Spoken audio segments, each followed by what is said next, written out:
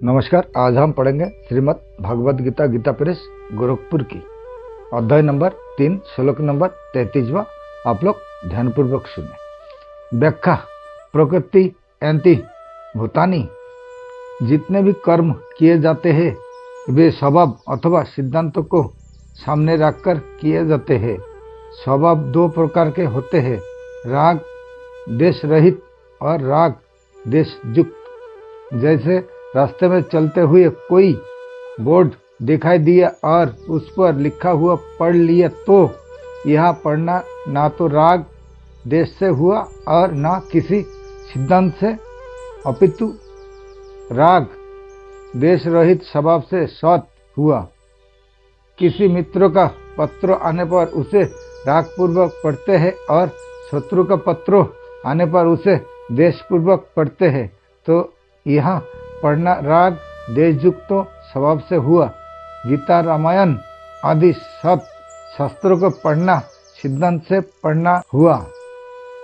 मनुष्य जन्म परमात्मा प्राप्ति के लिए ही है और परमात्मा प्राप्ति के उद्देश्य से कर्म करना भी सिद्धांत के अनुसार कर्म करना है। इस प्रकार देखना, सुनना, सूंघना, स्पर्श करना आदि मात्र क्रियाएं स्वभाव और सिद्धांत दोनों से होती है। राग देश रहित स्वभाव दोषी नहीं होता, प्रस्तुत राग देश युक्त स्वभाव दोषी होता है। राग देश पूर्वक होने वाली क्रियाएं मनुष्य को बांधती है, क्योंकि इससे स्वभाव अशुद्ध होता है, और सिद्धांत से होने वाली क्रियाएं उद्धार करने वाली होती है, क्योंकि इससे स्वभाव शुद्ध होता है। स्वभाव अशुद्ध होने के कारण ही संसार से माने हुए संबंधों का विच्छेद होता। स्वभाव शुद्ध होने से संसार से माने हुए संबंधों का सुगमता पूर्वक विच्छेद हो जाता है। ज्ञानी महापुरुष के अपने कहलाने वाले शरीर द्वारा सब क्रियाएं हुआ करती है, क्योंकि उसमें कर्तव्याभिमान नहीं होता।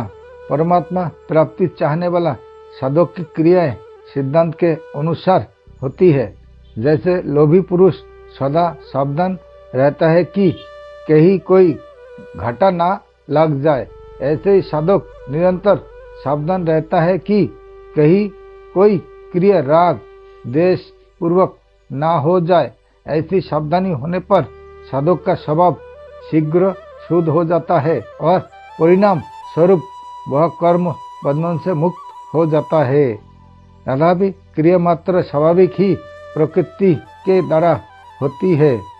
तथापि अज्ञानी पुरुष क्रियाओं के साथ अपना संबंध मानकर अपने को उन क्रिया का कर्ता मान लेता है। गीता 3 अध्याय का 27वां श्लोक। पदार्थों और क्रियाओं से अपना संबंध मानने के कारण ही राग देश उत्पन्न होते हैं, जिससे जन्म मरण रूप बंधन होता है। परंतु प्रकृति से संबंध ना मानने वाला साधक अपने को सदा अकर्ता ही देखता है। गीता 13वें अध्याय का 29वां श्लोक। स्वभाव में मुख्य दोष प्रकृत पदार्थों का राग ही है। जब तक स्वभाव में राग रहता है तभी तक अशुद्ध कर्म होते हैं। अंत साधक के लिए राग ही बंधन का मुख्य कारण है। राग माने हुए अहम में रहता है और मन बुद्धि इंद्रिय एवं इंद्रियों के विषय में दिखाई देता है। अहम दो प्रकार का है, एक चेतन द्वारा जड़ के साथ माने हुए संबंधों से होने वाला तदात्म रूप अहम, दो जड़ प्रकृति का धातु रूप अहम महाभूता न्याहकार। जड़ प्रकृति के धातु रूप अहम में कोई दोष नहीं है, क्योंकि यहाँ अहम मन बुद्धि इंद्रिय आदि की तरह एक करण ही है। इसलिए संपूर्ण दोष माने हुए अहम में ही है। ज्ञानी महापुरुष में तादात्म्य रूप अहम का सर्वथा अभाव होता है। अंत उसके कहलाने वाले शरीर के द्वारा होने वाली समस्त क्रियाएं प्रकृति के धातु रूप अहम से ही होती है।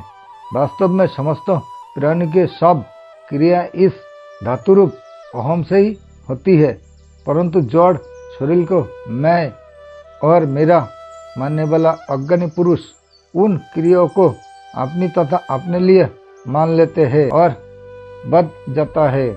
कारण की क्रियाओं को अपनी और अपने लिए मानने से ही राग उत्पन्न होता है। तथापि अंतःकरण में राग देश न रहने से ज्ञानी महापुरुष की प्रकृति निर्दोष होती है और वह प्रकृति के वशीभूत नहीं होता। तथापि वह चेष्टा तो अपनी प्रकृति स्वभाव के अनुसार ही करता है। जैसे कोई ज्ञानी महापुरुष अंग्रेजी भाषा नहीं जानता और उससे अंग्रेजी बोलने के लिए कहा जाए तो वह बोल नहीं सकेगा। वह जिस भाषा को जानता है उसी भाषा में बोलेगा। भगवान ने अपनी प्रकृति स्वभाव को वश में करके जिस जोनि में अवतार लेते हैं उसी जोनि के स्वभाव के अनुसार चेष्टा करते हैं। जैसे भगवान राम या कृष्ण रूप से मनुष्य जोनि में अवतार लेते हैं तथा मत्स्य कच्छप बराह आदि जोनियों में अवतार लेते हैं तो वह उस जोनि के अनुसार ही चेष्टा करते हैं। तात्पर्य है कि भगवान के अवतारी शरीर में भी वर्ण जोनि के अनुसार स्वभाव की भिन्नता रहती है पर परवशता नहीं रहती। इसी तरह जिन महापुरुषों का प्रकृति जड़ता से संबंध विच्छेद हो गया है उसमें स्वभाव की भिन्नता तो रहती है पर परवशता नहीं रहती। परंतु जिन मनुष्य का प्रकृति से संबंध विच्छेद नहीं हुआ है उसमें स्वभाव की भिन्नता और परवशता दोनों रहती है। यहाँ सग्गा पद का तात्पर्य यह है कि ज्ञानी महापुरुष की प्रकृति निर्दोष होती है। वह प्रकृति के वश में नहीं होता, वस्तुत प्रकृति उसके वश में होती है। कर्मों की फल जनकता का मूल बीज कर्तव्याभिमान और स्वार्थ बुद्धि है। ज्ञानी महापुरुष में कर्तव्याभिमान और स्वार्थ बुद्धि नहीं होती, उसके द्वारा चेष्टा मात्र होती है। बंधनकारक कर्म होता है, चेष्टा या क्रिया नहीं, इसलिए यहाँ चेष्टते पद आया है।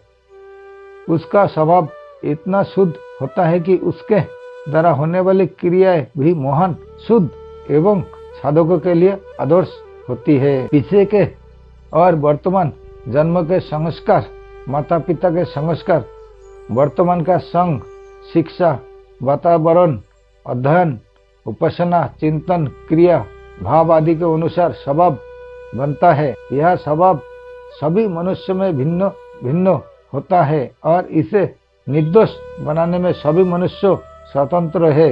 व्यक्तिगत स्वभाव की भिन्नता ज्ञानी महापुरुषों में भी रहती है। चेतन में भिन्नता होती ही नहीं और प्रकृति स्वभाव में स्वाभाविक भिन्नता रहती है। प्रकृति है ही विषम। जैसे एक जाति होने पर भी आम आदि के वृक्ष में अवतरण भेद रहता है, ऐसे प्रकृति स्वभाव शुद्ध होने पर भी ज्ञानी महापुरुषों में प्रकृति का भेद रहता है।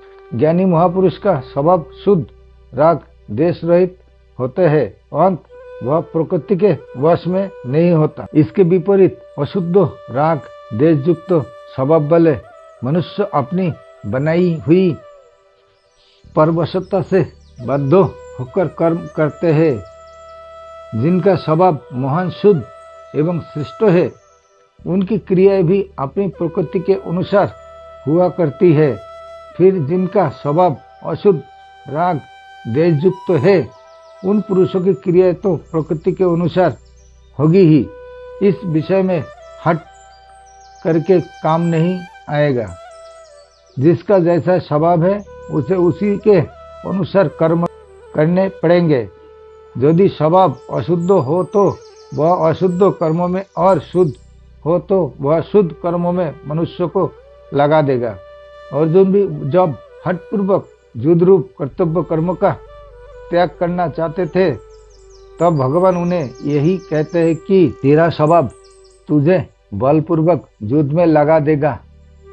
क्योंकि तेरे स्वभाव में खत्र कर्म युद्ध आदि करने का प्रभाव है, इसलिए स्वाभाविक कर्मों से बंधा हुआ तू परवश होकर युद्ध करेगा, अर्थात इसमें तेरा हट काम नहीं आएगा। जैसा 100 मील प्रति घंटे की गति से चलने वाली मोटर अपनी नियतों क्षमता से अधिक नहीं चलेगी, ऐसे ही ज्ञानी महापुरुष के द्वारा भी अपनी शुद्ध प्रकृति के विपरीत चेष्टा नहीं होगा। जिसकी प्रकृति अशुद्ध है उनकी प्रकृति बिगड़ी हुई मोटर के समान है। बिगड़ी हुई मोटर को सुधारने के दो मुख्य उपाय है, एक मोटर को खुद ठीक करना और दूसरा मोटर को कारखाना में पहुंचा देना। इसी प्रकार अशुद्ध प्रकृति को सुधारने भी दो मुख्य उपाय है, एक राग देश से रहित होकर कर्म करना, गीता 3 अध्याय का 34वां श्लोक, और दो भगवान के शरण में चले जाना, गीता 18वें अध्याय का 62वां श्लोक। यदि मोटर ठीक चलती है तो हम मोटर के बस में नहीं है, और यदि मोटर बिगड़ी हुई है तो हम मोटर के बस में है। ऐसे ही ज्ञानी महापुरुष प्रकृति के शुद्ध होने के कारण प्रकृति के बस में नहीं होता, और अज्ञानी पुरुष प्रकृति के अशुद्ध होने के कारण प्रकृति के वश में होता है। जिसकी बुद्धि में जड़ता, सांसारिक भोग और संग्रह का ही महत्व है, ऐसा मनुष्य कितना ही विद्वान क्यों ना हो, उसका पतन अवश्य ही भावी है। परंतु जिसकी बुद्धि में जड़ता का महत्व नहीं है और भगवत प्राप्ति ही जिसका उद्देश्य है, ऐसा मनुष्य विद्वान ना भी हो तो भी उसका उत्थान अवश्य भावी है। कारण कि जिसका उद्देश्य भोग और संग्रह ना होकर केवल परमात्मा को प्राप्ति करना ही है, उसके समस्त भाव, विचार, कर्म आदि उसकी उन्नति में सहायक हो जाते हैं। अंत साधक को सर्वप्रथम परमात्मा प्राप्ति का उद्देश्य बना लेना चाहिए, फिर उसे उद्देश्य की सिद्धि के लिए राग देश से रहित होकर कर्तव्य कर्म करने चाहिए। राग देश से रहित होने का सुगम उपाय है मिले हुए शरीर आदि पदार्थों को अपना और अपने लिए ना मानते हुए दूसरे की सेवा में लगाना और बदले में दूसरे से कुछ भी ना चाहना। प्रकृति के वश में ना होने के लिए साधक को चाहिए कि वह किसी आदर्श को सामने रखकर कर्तव्य कर्म करे। आदर्श दो हो सकते हैं, एक भगवान का मत सिद्धांत और दूसरा श्रेष्ठ महापुरुष का आचरण। आदर्श को सामने रखकर कर्म करने वाले मनुष्य की प्रकृति शुद्ध हो जाती है और नित्य प्राप्त परमात्मा तत्व अनुभव हो जाता है। इसके विपरीत आदर्शों के सामने न रखकर कर्म करने वाला मनुष्य राग देश पूर्वक ही सब कर्म करता है, जिससे राग देश पुष्ट हो जाते हैं और उसका पतन हो जाता है। जैसे नदी के प्रवाह को हम रोक तो नहीं सकते पर नहर बनाकर मोड़ सकते हैं, ऐसे ही कर्मों के प्रवाह को रोक तो नहीं सकते पर उसका प्रवाह मोड़ सकते हैं। निस्वार्थ भाव से केवल दूसरे के हित के लिए कर्म करना ही कर्म के प्रवाह को मोड़ना है। अपने लिए किंचित मात्र भी कर्म करने से कर्मों का प्रवाह मुड़ेगा नहीं। तात्पर्य यह कि केवल दूसरे के हित के लिए कर्म करने से कर्मों का प्रवाह संसार की ओर हो जाता है और साधक कर्म बंधन से मुक्त हो जाता है। परिशिष्ट भाव ज्ञानी महापुरुष भी जब व्यवहार करता है तो स्वभाव के अनुसार ही करता है, कारण कि कर्णों के बिना कोई व्यवहार नहीं कर सकते। जैसे आचार्य बालक की स्थिति में आकर ही उसको वर्णमाला क ख ग सिखाता है, ऐसे ही ज्ञानी महापुरुष भी साधारण मनुष्य की स्थिति में आकर ही उसको समझाता है, व्यवहार करता है। चेष्टाते पद का तात्पर्य है कि वह कर्म करता नहीं, प्रस्तुत उसके प्रकृति के अनुसार सत क्रिया होती है। जैसे वृक्ष के पत्ते हिलते हैं तो उससे कोई फलजनक कर्म पाप या पुण्य नहीं होता। ऐसे ही कर्तव्याभिमान न होने के कारण उसके द्वारा कोई शुभ और अशुभ कर्म नहीं बनता। ज्ञानी महापुरुष भी दूसरे के हित में लगे रहते हैं, क्योंकि साधनावस्था में ही उनका स्वभाव प्राणी मात्रों का हित करने का रहा है। सर्वभूत हिते रता, इसलिए कुछ भी करना, जानना और पाना शेष न रहने पर भी उसमें सबका हित करने का स्वभाव रहता है। तात्पर्य है कि दूसरे का हित करते करते जब उसका संसार से सर्वथा संबंध विच्छेद हो जाता है तब उनको हित करना नहीं पड़ता। वस्तुत पहले के प्रभाव के कारण उनके द्वारा सत दूसरे का हित होता है। संबंध प्रत्येक मनुष्य का अपनी प्रकृति को साथ लेकर ही जन्म होता है। अंत उसे अपनी प्रकृति के अनुसार कर्म करने ही पड़ते हैं। इसलिए अब भगवान आगे के श्लोक में प्रकृति को शुद्ध करने का उपाय बताते हैं। नमस्कार, आज के लिए यहाँ तक है।